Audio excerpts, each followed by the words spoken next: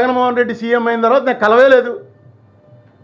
ఒక ప్రెస్ మీట్లో చెప్పాను ఏమని, జగన్మోహన్ రెడ్డి ఆ కేసులో కనుక నువ్వు ఎఫిడవిట్ అయిపోతే నీకు చంద్రబాబుకి ఏ తేడా లేదనుకుంటాను. నేను ఆ కేసులో ఎఫిడవిట్ చేయడానికి నీకేంటి అభ్యంతరం? నిజమైతే కరెక్టే వీడు చెప్పిందని వేయి, నేను చెప్పిన తప్పు అయితే తప్పని వేయి. సేమ్ చంద్రబాబు నాయుడు గారిని ఏం అడిగానో అదే అడిగాను, వేసాడు ఎఫిడవిట్ నాకు సపోర్ట్గాను. ఏం చేయాలి నేను? ఇన్నాళ్ళ నుంచి 10 ఏళ్ళ నుంచి కొట్టు తెస్తున్న కేసులో నాకు సపోర్ట్గా వేసినామని మొన్నటి నుంచి నేను అతను తప్పులని నేను చెప్పాలా? మీరు రోజు చెప్తున్నారుగా, మీరు ఈనాడులో రోజు హెడ్లైన్స్ ఇస్తున్నారు కదా, ఉన్నా లేకపోయినా అన్నీ చేస్తున్నారు. నేను చెప్పాలట వీడికి ఇంకేం కనబడవా అని. ఏమో స్టేట్కి సంబంధించి నా సొంతానికి ఏమైనా చేశాడా? స్టేట్కి సంబంధించి అఫిడవిట్ వేసాడు. ఆగండి 2-3 నెలలు, ఎందుకు కంగారు పడిపోతారు వెంటనే? నేను మొన్నటిదాకా జగన్మోహన్ రెడ్డి నేను సపోర్ట్ చేస్తే ఎప్పుడు మాట్లాడలే. ఈవేళ నా చేత ఎలాగైనా సరే జగన్మోహన్ రెడ్డి చేయని మంచి మాట ఒకటి అనిపించి ఇటో అటో వెళ్ళిపోవాలి. మధ్యగా ఉండడానికి కుదరదు వాళ్ళకి. వస్తే తెలుగుదేశంలోకి వచ్చా, లేకపోతే వైసీపీలోకి వెళ్ళిపో. ఇది ఎక్కడ గొడవ? ఇది సంబంధం దీనికి దానికి ఏంటంటే సంబంధం? అసలు మార్గదర్శి గొడవలో వాళ్ళు చిట్ ఫండ్ కంపెనీ నడుపుతున్నది పూర్తిగా చట్టవిరుద్ధంగా నడుపుతున్నారని వాళ్ళే ఒప్పుకున్నారు. చిట్ ఫండ్ యాక్ట్కి మాకు వర్తించదు, మేము కంపెనీ యాక్ట్ ప్రకారం నడుపుతున్నాం అని చెప్పి వాళ్ళకి సిఐడి పోలీస్కి చెప్పారు. వాళ్ళు పేపర్లో రాయించింది మొత్తం రాశారు. వాళ్ళు ఇలా కుదరదు, ఇది కంపెనీ యాక్ట్ ప్రకారం నడవడానికి కుదరదు, ఏదైతే చిట్ ఫండ్ యాక్ట్ ఉందో ఆ యాక్ట్ ప్రకారమే నడవాలి అని. సరే ఏం చేస్తారు అన్నది కోర్టు, మళ్ళీ ప్రసాద్ గారు చెప్పినట్టు కోర్టుకి వెళ్ళిన తర్వాత రకరకాలుగా ఉంటుంది. మొన్న ఇక్కడే చూశాను, మన కోర్టులో మీరు కూడా ఉన్నారు ఆవేళ ప్రసాద్ గారు. ఆయన పెద్ద ప్లేటర్ ఒక ఆయన వచ్చాడు, ఒకసారి వస్తే 15 లక్షలు తీసుకుంటాడు. 15 లక్షలు తీసుకుని వచ్చి ఏదో జీవో ఇచ్చాడు జగన్మోహన్ రెడ్డి, ఆ జీవోకి వ్యతిరేకంగా తీసుకొచ్చారు. జీవో నెంబర్ 1 2 రోజులు నడిచింది. ఆ 15 లక్షల ప్లేటర్ గారు వచ్చి అమెరికా ఇరాక్ వార్ చెప్పాడు. గుర్తుంది కదండి, గంట సేపు అమెరికా ఇరాక్ వార్ ఎలా జరిగింది, అటు గన్లు ఇటు తుపాకులు, చచ్చినట్టు జడ్జి గారు అలా కూర్చుని వినాలి. ఎందుకంటే వాడు 15 లక్షలు తీసుకుని వచ్చాడు, ఎందుకే ఇదంటే మళ్ళీ వీళ్ళు ఫీల్ అవుతారు.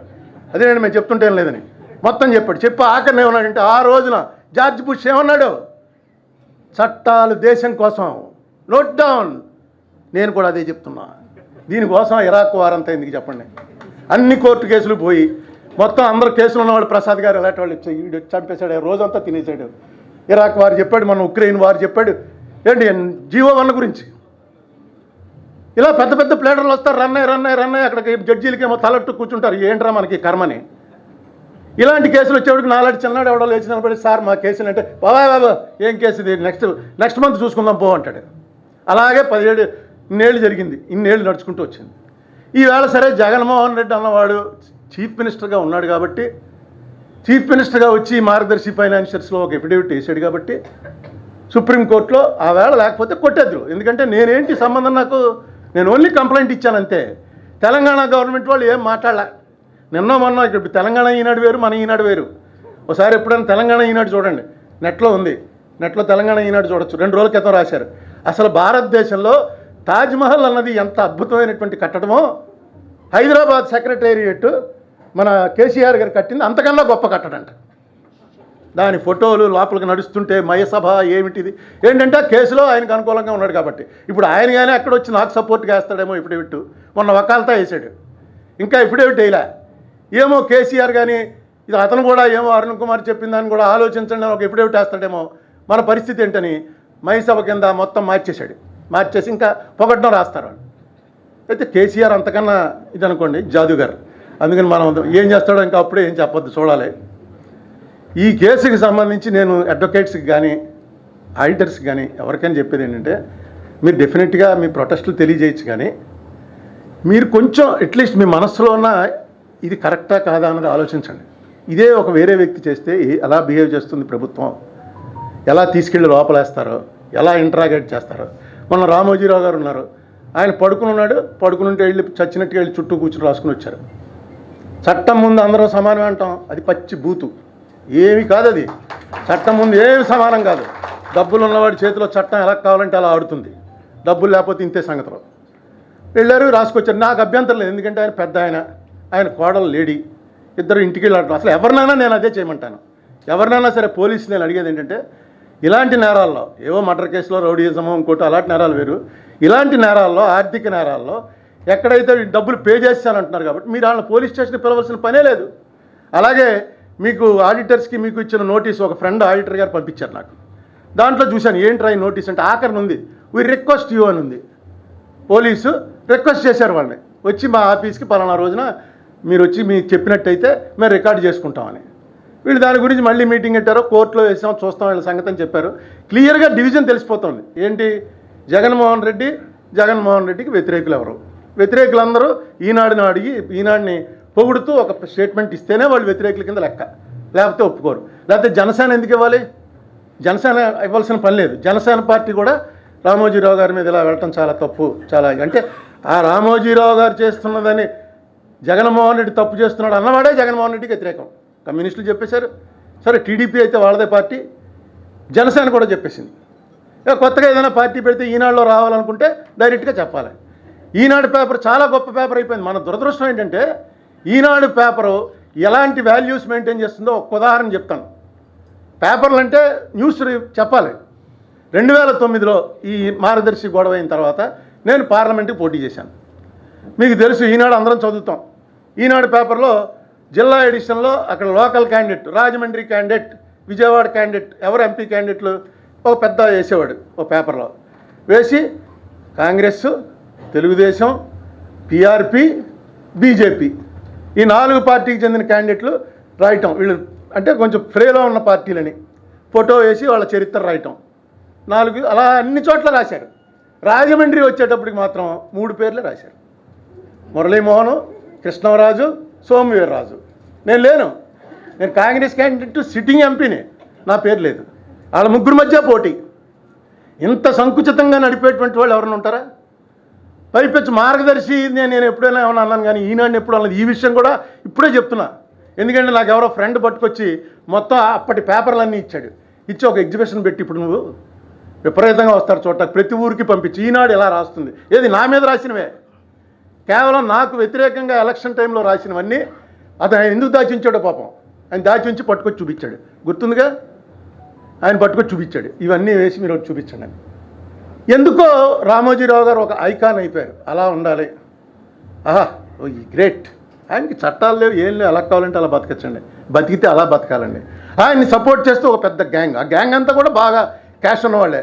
వాళ్ళందరూ ఆయన సపోర్ట్, ఎస్ ఈయన తప్పు చేయడు, ఈయన తప్పు చేసినా తప్పు కాదు, ఈయన ఎవరికి క్షమాపణ చెప్పాల్సిన పని లేదు.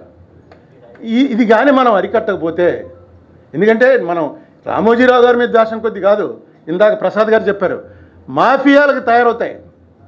ఒక ఇది చూసుకుని ఓహో అలా ఉంటే చాలా ఇదనమాట. మనం అసలు చట్టం గట్టం ఏమీ లెక్క చేయకుండా తిరుగుతుంటే ప్రజల్లో చాలా పలుకుబడి ఉంటుందిరా మనకి, ఇదే కరెక్ట్ అనుకుంటున్నారు ఈ దేశంలో ప్రజలు, ఈ రకంగానే ఉండాలనుకుంటున్నారు అని. నేనేం కోరాను రామోజీరావు, రండి బాబు మీరు వచ్చి తప్పు జరిగింది చెప్పండి, ₹1 ఫైన్ వేస్తాడు. డబ్బు కట్టేశాను అంటున్నారు కదా, కట్టేసాక ఇంకేముంటుంది గొడవ? మీరు జైల్లోకి పోవాలనో లేకపోతే మీకు శిక్ష పడాలని ఎవడు కోరుకుంటాడు, ఎవడికి కావాలి? నాకేం లేదు, నాకేమి మీ వల్ల వ్యక్తిగతంగా నాకు జరిగింది లేదు. ఎలక్షన్లో ఎప్పుడు మీరు కాంగ్రెస్కి వ్యతిరేకమే, నాకు కొంచెం ఎక్కువ వ్యతిరేకం చేశారు. 2 సినిమా యాక్టర్లను తీసుకొచ్చి పెట్టారు, 2 పెద్ద హీరోలు, 2 డబ్బు ఉన్నవాళ్ళు, నేను సామాన్యుణ్ణి, నేనే గెలిచేశాను. మీరు ఎంత రాసినా నేనే గెలిచేశాను. మీ పని మీ ప్రయత్నం ఎంత చేసినా సరే అది జరగలేదని అక్కడ క్లియర్గా తెలిసిపోయింది. పబ్లిక్లో మీరు ఎంత చేద్దాం అనుకున్నా సరే దాని ప్రభావం ఎంత ఉంటుంది అన్నది రేపు కూడా తెలుస్తుంది. రేపు ఏమి కంగారు పడకండి. దానికి నేను ఎంతసేపు ఏం చెప్తానంటే, దానికి దీనికి ముడిపెట్టకండి.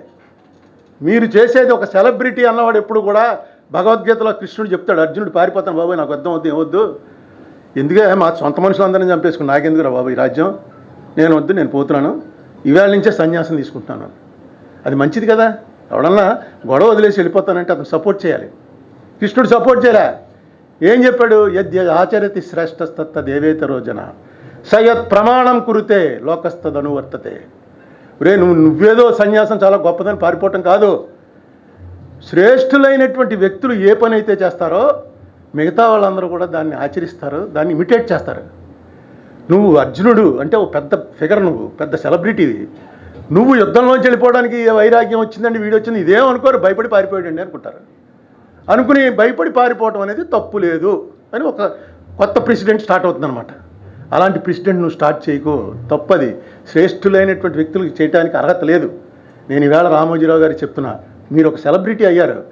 సెలబ్రిటీ అన్నవాడికి ఇలాంటి తప్పు చేస్తే వెంటనే తప్పు అయిపోయిందని ఒప్పుకోవటమే మీ కీర్తి ప్రతిష్టలు పెంచుతుంది. మెగ్నానమస్ అవుతారు మీరు.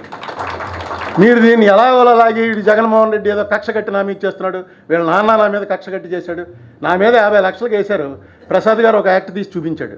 దాంట్లో ఏంటంటే ఒక కంపెనీ వాళ్ళు డ్యామేజెస్ అడగాలంటే ఆ కంపెనీకి నష్టం వచ్చి ఉండాలి. ఆ నష్టం వచ్చి ఉంటే ఇగో పోయిన సంవత్సరం నాకు 10,000 లాభం వచ్చిందండి, ఈ సంవత్సరం 9,000కి తగ్గిపోయింది.